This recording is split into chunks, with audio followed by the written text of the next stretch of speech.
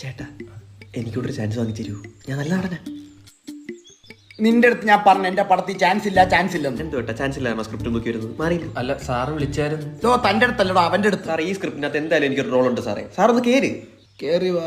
Sir നമ്മുടെ കഥാപാത്രത്തിന്റെ പേര് ബൈജു എന്നാണ്. ബൈജു ഞാനേ സങ്കല്പിച്ചോ. സാർ ഈ ബൈജു എന്ന് പറഞ്ഞാൽ ഭയങ്കര കാമായിട്ടുള്ള ഒരു വ്യക്തിയാണ്. എടാ കാമടാ ശാന്തം. അതല്ലായിരുന്നില്ലേ? അനിയ സർട്ടിഫിക്കറ്റ് ആക്കല്ലേ. അങ്ങനെ ഈ കാമായിട്ടുള്ള ബൈജുവിന് ഒരു കാമുകയുണ്ട് സാർ. തമന്നെ ഫിക്സേ സമന്ത ആയാലും തമന്നെ മതി സാറേ. എന്ത് അഡ്ജസ്റ്റ്മെന്റ് നമ്മൾ റെഡിയാണ് കേട്ടോ. എറിഞ്ഞു കൊന്നുകളയും സാർ പറഞ്ഞു. അങ്ങനെ സമാധാനമായി പൊക്കോണ്ടിരിക്കുന്ന ബൈജുവിന്റെ ജീവിതത്തിൽ ഒരുപാട് പ്രശ്നങ്ങൾ വന്ന് ആപ്പിലാവുകയാണ് സാർ. ഓ ബൈജു സാബ്, നിന്നെ വെച്ചാ ഞാൻ ആപ്പിലാവും. താൻ ബാക്കി തൊല്ലി. അങ്ങനെ നമ്മുടെ ബൈജുവിന്റെ അച്ഛൻ ജവാൻ അടിച്ചടിച്ച് വൃക്ക തകരാറിലാവുകയാണ് സാർ.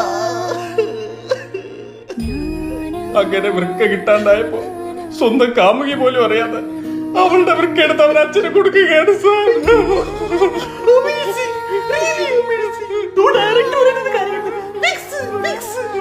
ഇറങ്ങിപ്പോടാ സാർ